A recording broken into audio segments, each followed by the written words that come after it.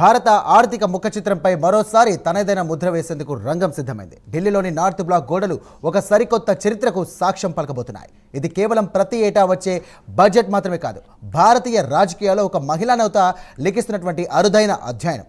ఇప్పటికే మాజీ ప్రధాని మొరార్జీ దేశాయ్ పేరిట దశాబ్దాలుగా ఉన్నటువంటి వరుస బడ్జెట్ల రికార్డులను అధిగమించినటువంటి కేంద్ర ఆర్థిక మంత్రి నిర్మలా సీతారామన్ ఇప్పుడు వరుసగా 9వసారి బడ్జెట్ను ప్రవేశపెట్టి తన రికార్డును తానే తిరగరాయబోతున్నారు. స్వతంత్ర భారత చరిత్రలో ఇది సుదీర్ఘ కాలం. ఇటువంటి విరామం లేకుండా దేశ ఆర్థిక సారథ్యాన్ని వహించినటువంటి ఏకైక మంత్రిగా ఆమె ప్రయాణం అసాధారణం. ఈ బడ్జెట్ ప్రసంగంతో ఆమె తన స్థానాన్ని భారతీయ రాజకీయ చరిత్రలో సుస్థిరం చేసుకోనున్నారు. మరికొద్ది గంటల్లో దేశం మొత్తం ఆమె తెరవబోయే ఎర్రటి బాహీ ఖాతా వైపే ఆసక్తిగా ఎదురుచూస్తోంది.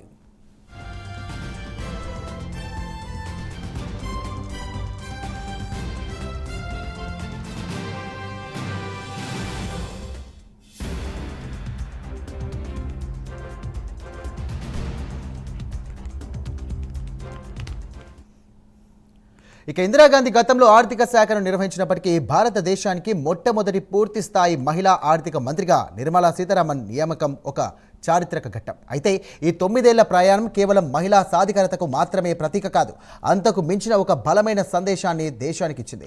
అత్యంత క్లిష్టమైన ఆర్థిక మంత్రిత్వ శాఖను నిర్వహించడానికి లింగం కంటే ప్రతిభ ముఖ్యమని ఆమె తన పనితీరుతో నిరూపించారు.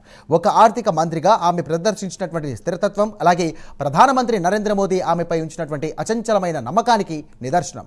రాజకీయ ఒడిదుడుకులు ఎన్ని ఉన్నప్పటికీ ఆర్థిక శాఖ పగ్గాలు ఆమె చేతుల్లోనే సురక్షితంగా ఉండటం ఆమె కార్యదక్షతకు దక్కినటువంటి అరుదైన గౌరవం.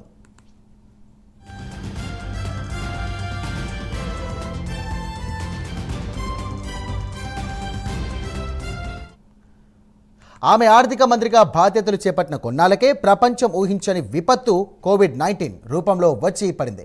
ఇక దేశ ఆర్థిక వ్యవస్థ స్తంభించిపోయిన వేళ ఒకవైపు ప్రజలు ప్రాణాలు కాపాడటం, మరోవైపు కుప్పకూలుతున్నటువంటి ఆర్థిక వ్యవస్థను నిలబెట్టడం ఆమె ముందున్న అతిపెద్ద సవాల్. ఆ క్లిష్ట సమయంలో కూడా ఆమె ప్రకటించిన ఆత్మనిర్భర్ భారత్ ప్యాకేజీలు సంక్షేమం, అభివృద్ధి మధ్య ఒక సన్నని రేఖపై నడిచాయి. కేవలం తక్షణ ఉపశమనమే కాకుండా ఆర్థిక వ్యవస్థ పునరుద్ధరణకు అవసరమైనటువంటి ఇంధనాన్ని ఈ ప్యాకేజీలు అందించాయి. అదే సమయంలో బ్యాంకింగ్ రంగంలో దశాబ్దాలుగా పేరుకుపోయిన మొండి బకాయిల సమస్యలను కూడా పరిష్కరించడం, ప్రభుత్వ రంగ బ్యాంకుల విలీనం వంటి అత్యంత కఠినమైనటువంటి సాహసోపేతమైనటువంటి సంస్కరణలు ఆమె విజయవంతంగా అమలు చేశారు.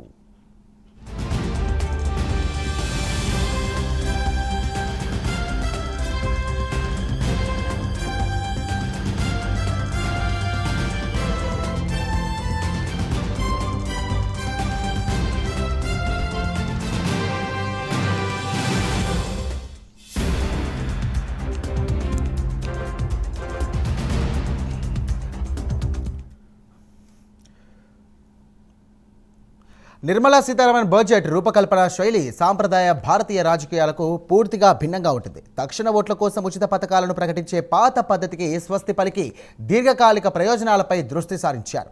ఆమె ప్రవేశపెట్టిన ప్రతి బడ్జెట్లోనూ మూలధన వ్యయం పెంపుదల స్పష్టంగా కనిపిస్తోంది. అంటే దేశంలో శాశ్వత ఆస్తులైనటువంటి రోడ్లు, రైల్వేలు, పోర్ట్ల నిర్మాణానికి పెద్దపీట వేశారు. దీనివల్ల భవిష్యత్తులో ఆర్థిక ప్రగతి వేగవంతమవుతుందనేది ఆమె దూరదృష్టి. అంతేకాకుండా అభివృద్ధి అంటే కేవలం కాంక్రీట్ నిర్మాణాలే కాదు, పర్యావరణ పరిరక్షణ కూడా అని నమ్మి గ్రీన్ గ్రోత్కు ప్రాధాన్యత ఇవ్వడం ఆమె ఆధునిక దృక్పథానికి అద్దం పడుతోంది.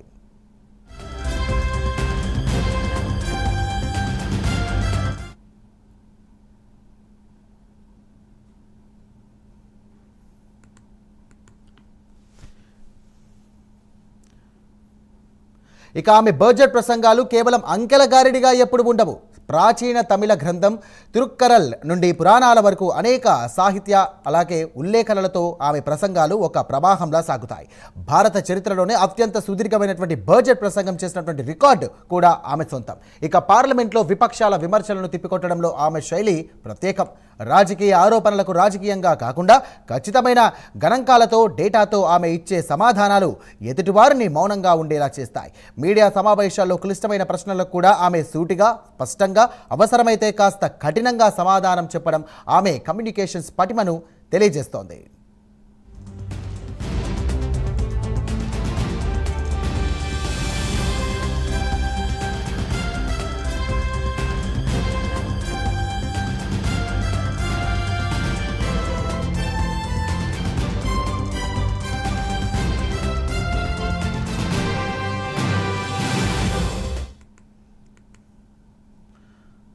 నార్త్ బ్లాక్లోని అత్యంత అనుభవజ్ఞులైనటువంటి బ్యూరోక్రాట్లతో కలిసి పనిచేయడంలో ఆమె సమర్థత స్పష్టంగా కనిపిస్తోంది. అధికారుల బృందాన్ని సమన్వయం చేసుకుంటూనే క్షేత్రస్థాయిలో వాస్తవాలను ఎప్పటికప్పుడు ప్రధానమంత్రికి చేరవేసే కీలకమైన వారధిగా ఆమె వ్యవహరిస్తారు.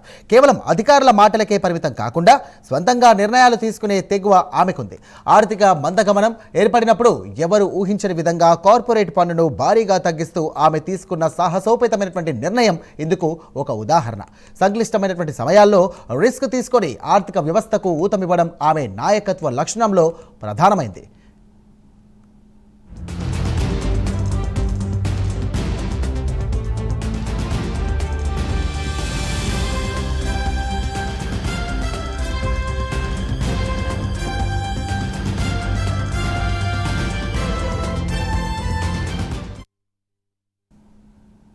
నిర్మలా సీతారామన్ హయాంలోనే భారతదేశం బ్రిటన్ను వెనక్కి నెట్టి ప్రపంచంలోనే 5వ అతిపెద్ద ఆర్థిక వ్యవస్థగా అవతరించింది. ఇది సామాన్యమైనటువంటి విషయం కాదు. ప్రపంచవ్యాప్తంగా ఆర్థిక మాధ్యం ఛాయలు ఉన్నప్పటికీ భారత జీడిపి వృద్ధి రేటును స్థిరంగా ఉంచడంలో ఆమె విధానాలు కీలక పాత్ర పోషించాయి.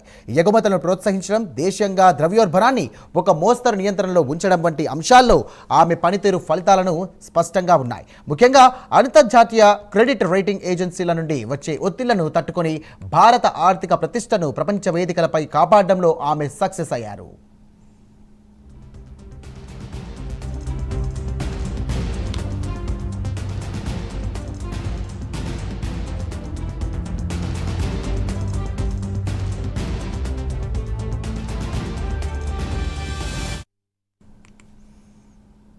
నిర్మలా సీతారామన్ ఈ స్థాయికి చేరుకోవడం వెనుక బలమైన విద్యా నేపథ్యం ఉంది. ప్రతిష్టాత్మక జవహర్లాల్ నెహ్రూ యూనివర్సిటీ నుండి ఎకనామిక్స్లో MA/MPhil చేసినటువంటి ఆమె ఆర్థిక శాస్త్ర మూలాలను కూడా లోతుగా అధ్యయనం చేశారు. అంతేకాదు లండన్లోని ప్రైస్ వాటర్ హౌస్ కూపర్స్ వంటి అంతర్జాతీయ సంస్థలో పనిచేసిన కార్పొరేట్ అనుభవం ఆమె సొంతం.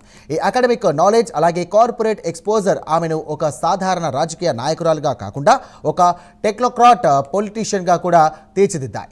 భారతీయ జనతా పార్టీ అధికార ప్రతినిధిగా జాతీయ మీడియాలో క్లిష్టమైన అంశాలపై ఆమె వినిపించిన బలమైన తార్కమే ఆమెను రక్షణ మంత్రిగా, ఇప్పుడు ఆర్థిక మంత్రిగా ఉన్న స్థానాల్లో నిలబెట్టింది.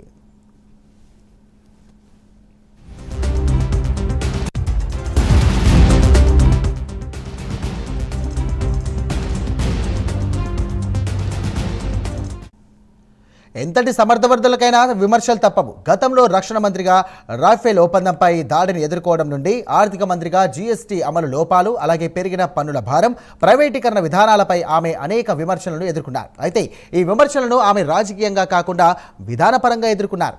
ఇక అంతర్జాతీయంగా ఉక్రెయిన్ రష్యా యుద్ధం, పశ్చిమ ఆసియా ఉద్రిక్తతల వల్ల చమురు ధరలు, అలాగే సరఫరా గొలుసులపై తీవ్ర ప్రభావం పడినప్పుడు భారత ఆర్థిక వ్యవస్థను మాధ్యం తాకకుండా కాపాడడంలో ఆమె చూపిన ఆర్థిక దౌత్యం అమోఘం.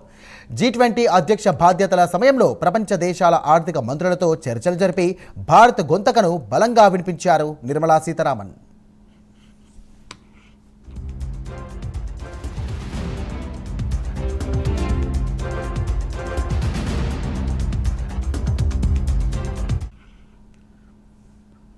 ఆధునిక కాలానికి అనుగుణంగా ఆర్థిక వ్యవస్థను పరుగులు పెట్టించడంలో ఆమె ముందున్నారు.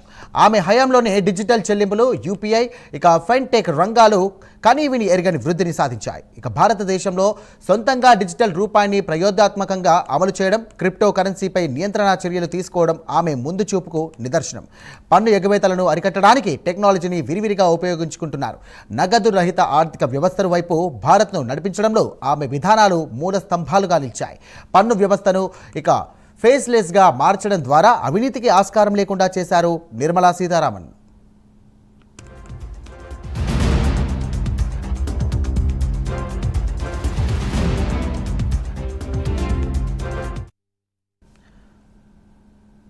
కేంద్ర ఆర్థిక మంత్రిగానే కాకుండా GST కౌన్సిల్ చైర్పర్సన్గా ఆమె పోషించే పాత్ర అత్యంత సంక్లిష్టమైంది. వివిధ రాజకీయ పార్టీలకు చెందినటువంటి రాష్ట్రాల ఆర్థిక మంత్రులతో ఆమె టేబుల్పై కూర్చొని ఏకాభిప్రాయాన్ని సాధించడం అంటే కత్తి మీద సాము లాంటిదే. రాష్ట్రాలకు చెల్లించాల్సినటువంటి GST పరిహారం బకాయిలు కావచ్చు, లేదా పన్ను రేట్ల సవరణ కావచ్చు, ఆమె అనుసరించినటువంటి నిరంతరం సంప్రదింపుల విధానం సహకార సమైక్య స్ఫూర్తిని నిలబెట్టింది. రాజకీయ విభేదాలు పక్కనబెట్టి దేశ ఆర్థిక ప్రయోజనాల కోసం అందరినీ కూడా కలుపుకుపోవడంలో ఆమె తనదైన శైలిని ప్రదర్శించారు.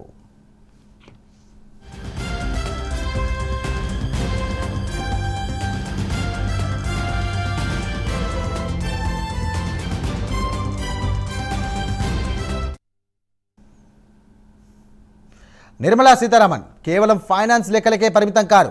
ఇక ఆమె భారతీయ సంస్కృతికి నిలువుటద్దం. తమిళనాడులో జన్మించి తెలుగువారి ఇంట కోడలిగా 2 రాష్ట్రాల ప్రజల మన్ననలు పొందారు.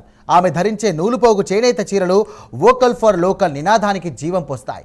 పాశ్చాత్య సంప్రదాయమైనటువంటి బ్రీఫ్ కేసులను పక్కన పెట్టి భారతీయ సంప్రదాయమైనటువంటి ఎర్రటి బాహా ఖాతా నుండి సంచిలో నుండి బడ్జెట్ పత్రాలను తీసుకురావడం ద్వారా వలస పాలన ఆనవాళ్లు చెరిపివేశారు. ఇప్పుడు ఆమె ప్రవేశపెట్టబోయే ఈ 9వ బడ్జెట్ కేవలం ఒక ఆర్థిక సంవత్సరానికి సంబంధించిన మాత్రమే కాదు. 2047 నాటికి భారత్ను అభివృద్ధి చెందే దేశంగా మార్చాలనే ప్రధాని మోదీ అమృతకాల లక్ష్యానికి ఇది పునాదిరాయి. దేశ ప్రజల ఆశలు ఆకాంక్షలను తన బాహ్య ఖాతాలో పొందుపరిచి ఆమె పార్లమెంటులో అడుగుపెడుతున్నారు. ఈ చారిత్రక బడ్జెట్ దేశ గమనంలో ఎలాంటి మలుపు తిప్పుతుందో వేచి చూడాలి.